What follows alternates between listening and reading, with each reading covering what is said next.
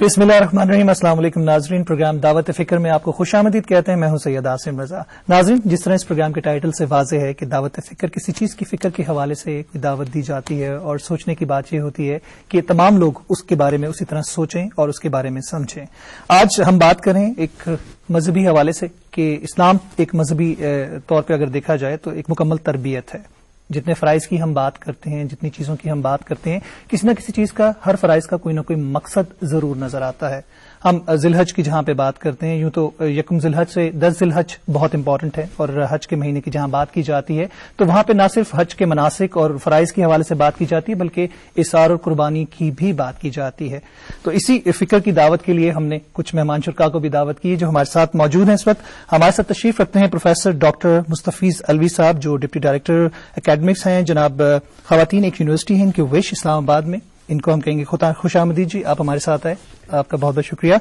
आपके साथ तशरीफ रखते हैं जी साकिब अकबर साहब, चेयरमैन है अलबसीरा ट्रस्ट अखवत अकेडमी, मुहक्किक हैं, स्कॉलर भी हैं, मुसन्निफ भी हैं, आपका भी बहुत बहुत शुक्रिया, आपने वक्त निकाला। आपके साथ तशरीफ रखते हैं डॉक्टर मोहम्मद जमील कलंदर, स्कॉलर और मुफक्किर भी हैं, आपका भी बहुत बहुत शुक्रिया, आपने वक्त निकाला। जी नाज़रीन, जहां पे हम बात करेंगे मुख्तलिफ फ़राइज़ के हवाले से और इस्लाम को आलमगीर मजहब के तौर पे भी लेंगे, वहां पे इसार और कुर्बानी का जज्बा जो है, जो इस महीने की अहम इंपॉर्टेंट भी है, इंपॉर्टेंस देखी जाती है इस तरह क्योंकि सिर्फ वो गोश्त की अहमियत उसमें नजर नहीं आती, वो खून का बहा कि वो खुदा तक शायद नहीं पहुंचता, बल्कि उसका मकसद क्या है, उसके पीछे क्या तरबियत दी जा रही है। इसी हवाले से पहले तो हम बात करेंगे जी फ़ज़ाइल हज के हवाले से। तो हमारे साथ प्रोफेसर डॉक्टर मुस्तफीज अलवी साहब मौजूद हैं, उनसे कहेंगे कि कुछ रोशनी इस पर डालिए। जी, बिस्मिल्लाहिर्रहमानिर्रहीम। हज एक बड़ी मुनफरिद इबादत इस लिहाज से है कि इबादत में अपने अल्लाह से एक अब्द का, एक इंसान का जो ताल्लुक़ वाबस्ता होता है, उस ताल्लुक़ का बेहतरीन इजहार इस हज में होता है। हज एक तरफ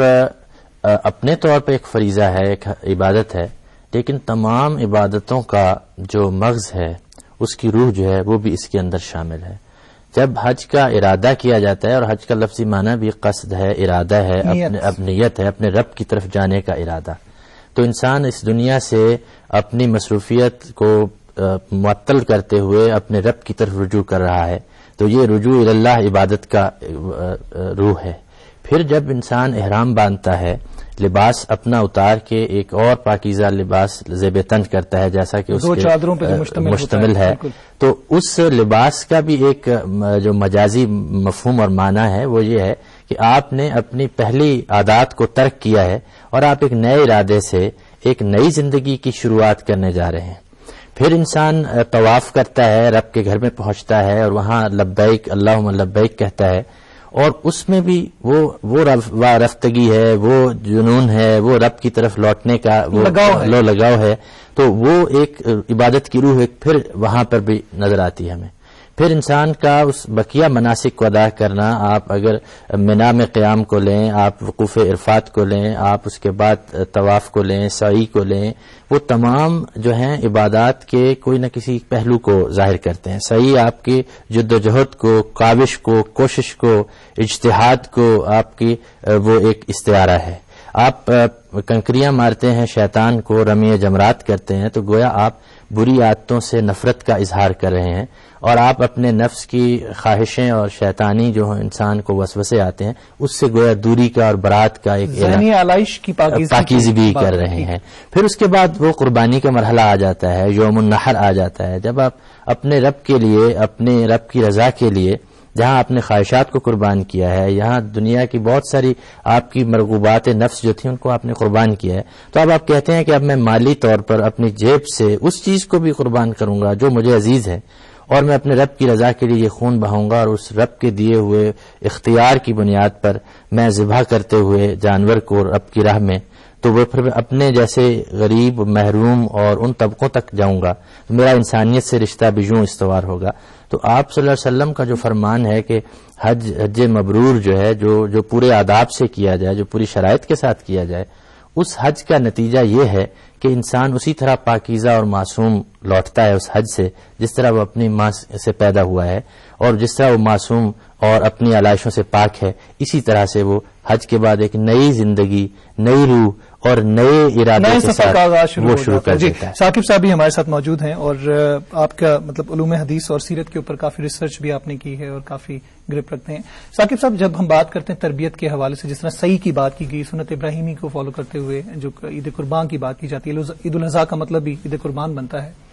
جو بیسک مقصد اس کا بیان کیا جاتا ہے یا ایک جو سوچ یا فکر جو ڈیولپ کی جاتی ہے، مطلب صرف ایک جانور ذبح کرنا اس کا مقصد نہیں ہے، تو وہ اس کے اوپر تھوڑی سی آپ روشنی ڈالیے کہ یہ کیا ایسے مقاصد ہیں یا اس کی سوشل ایلیمنٹس کے جو حوالے سے اگر ہم فی زمانہ دیکھیں تو اس کی کیا اہمیت بنتی ہے؟ بسم اللہ الرحمن الرحیم. عاصم صاحب، اصل میں آپ نے صحیح کہا کہ عید قربان، یہ اصل میں قربان اگر آپ لیں نا تو قربت اور خدا کی طرف قرب حاصل کرنا. ہاں، اس کے پیچھے وہی فلسفہ جو ہے نا. اچھا، عید کا معنی ہے خوشی، تو یا لوٹ کر آنا. اب یعنی قرب حاصل کرنے کے لیے ساری دنیا کو اور ہر چیز کو چھوڑ کے خدا کی طرف لوٹ کے جانا جو ہے نا، وہ عید قربان کے خود معنی میں پنہا ہے اور چھپا ہوا ہے. تو اگر انسان ارادہ کر لے، آپ یہ دیکھیں نا کہ یہ جو قربانی ہے در حقیقت حضرت ابراہیم اور حضرت اسماعیل کے اس عظیم الشان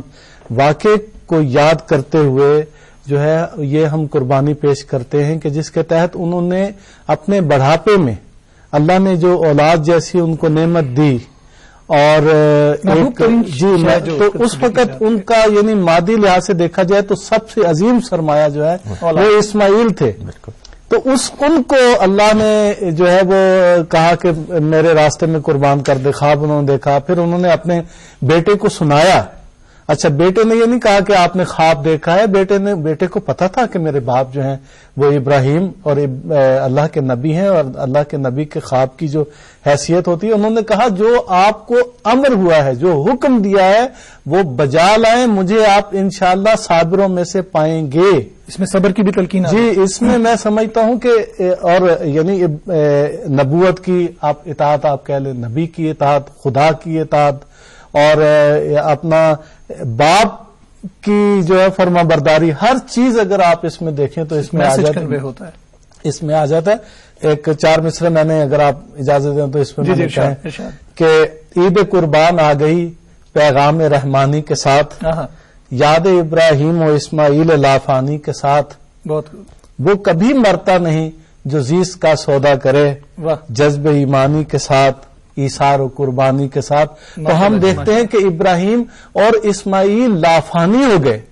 یعنی خاص طور پہ اگر آپ یہ دیکھیں دنیا میں کوئی اس وقت اہل کتاب میں سے نہیں ہے کہ جو ابراہیم کو اپنا پیشوا اور اپنا ہادی، اپنا راہبر جو ہے وہ ان کو تسلیم نہ کرے. توحید پرستی کا عظیم ترین مرکز جو ہے نا وہ ابراہیم کی ذات ہے اور انہوں نے جو ہے وہ قائم کیا کہ میں ہر چیز اپنے پروردگار کی رضا کے لیے. اب میں آپ سے کہتا ہوں کہ اگر ہم یہ ایک روایت کے طور پر صرف کریں کہ جی فلاں نے کیا ہے، میرے ہمسائے نے کیا ہے، فلاں افسر نے کیا ہے، دکھاوے کے طور پر تو ہم لوگ کہیں گے جناب انہوں نے نہیں قربانی کی، تو اس کا ذرا بھی جو ہے نا وہ اثر پروردگار کے حضور اس کی کوئی حیثیت نہیں ہے. یعنی وہ کہتے ہیں نا کہ وہ 3 وہاں پہ شیطانوں کی علامتیں ہیں کہ اس جگہ پہ شیطان ظاہر ہوا، دوسری جگہ، تیسری جگہ. وہ ہم رمی جمرات بھی ایک حصہ ہے حج کا، تو ہم اس کو پتھر مارتے ہیں